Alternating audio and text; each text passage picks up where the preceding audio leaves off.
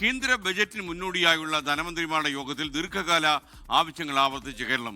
മനുഷ്യ വന്യജീവി സംഘർഷം തടയാൻ 1000 കോടി രൂപ വേണം. എയിംസ്, ശബരിപാത നിർമ്മാണം എന്നിവയും കേരളം ഉന്നയിച്ചു. മടങ്ങിവരുന്ന പ്രവാസികളുടെ ക്ഷേമത്തിന് സ്പെഷ്യൽ പാക്കേജ് വേണമെന്നും ധനമന്ത്രി KN ബാലഗോപാൽ ഇന്ന് ഡൽഹിയിൽ നടന്ന യോഗത്തിൽ ആവശ്യപ്പെട്ടു. അച്യുതൻ കൂടുതൽ അപ്ഡേഷനുമായി നമുക്കൊപ്പം ചേരുന്നു ഡൽഹിയിൽ നിന്ന്. പറയാ അച്യുതൻ.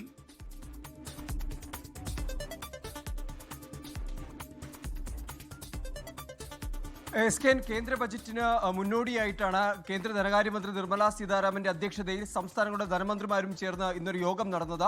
അതിലാണ് പ്രധാനമായിട്ടും സംസ്ഥാനത്തിന്റെ ആവശ്യങ്ങൾ ഒപ്പം തന്നെ ചില നിർദ്ദേശങ്ങൾ കൂടി നിവേദന രൂപേണ ഇപ്പോൾ ധനകാര്യമന്ത്രി നിർമ്മലാ സീതാരാമന് കൈമാറിയിരിക്കുന്നത്. അതിൽ പ്രധാനപ്പെട്ടത് ദീർഘകാലമായി കേരളം ആവശ്യപ്പെടുന്ന പല പദ്ധതികളുടെ കാര്യമാണ്. അതിൽ ഏറ്റവും പ്രധാനപ്പെട്ടത് എയിംസ് ആണ്, 2 ശബരിപാതയാണ്.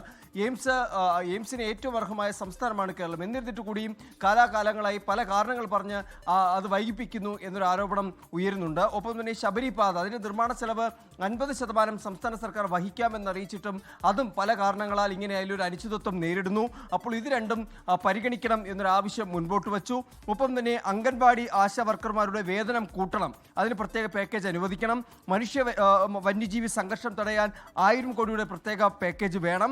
അതുപോലെ കശുവണ്ടി കയർ കൈത്തറി സംരംഭങ്ങൾക്ക് പ്രത്യേക പാക്കേജ് അനുവദിക്കണം. മടങ്ങി വരുന്ന പ്രവാസികളുടെ ക്ഷേമത്തിന് സ്പെഷ്യൽ പാക്കേജ് വേണമെന്നുള്ള തുടങ്ങിയ ആവശ്യങ്ങൾ മുൻനിർത്തിയാണ് ധനവകുപ്പ് മന്ത്രി KN ബാലഗോപാൽ ഈ നിവേദനം കൈമാറിയിരിക്കുന്നത്. ഒപ്പം GST പരിഷ്കരണം കൊണ്ടുവന്നതോടുകൂടി സംസ്ഥാനങ്ങൾക്ക് ഈ സാമ്പത്തിക ബാധ്യതകൾ ഉണ്ടായി. ഒപ്പം തന്നെ ഒടുവിലായി പാസാക്കിയ BBG റാംജി എന്ന് പറയുന്ന നിയമവും സംസ്ഥാനങ്ങൾക്ക് കൂടുതൽ സാമ്പത്തിക ബാധ്യത ഉണ്ടാക്കുന്നതാണ്. അപ്പോൾ ഇതിലെല്ലാം എന്താണ് എന്നുള്ള കാര്യങ്ങളിൽ മാറ്റം വരുത്താൻ കഴിയുമെങ്കിൽ മാറ്റം വരുത്തണം, അല്ലെങ്കിൽ ഇതിനൊരു പരിഹാരം ഉണ്ടാകണം എന്നുള്ള നിർദ്ദേശങ്ങൾ കൂടി ഇപ്പോൾ കേരളം കേന്ദ്രത്തെ അറിയിച്ചിരിക്കുകയാണ്. SKN.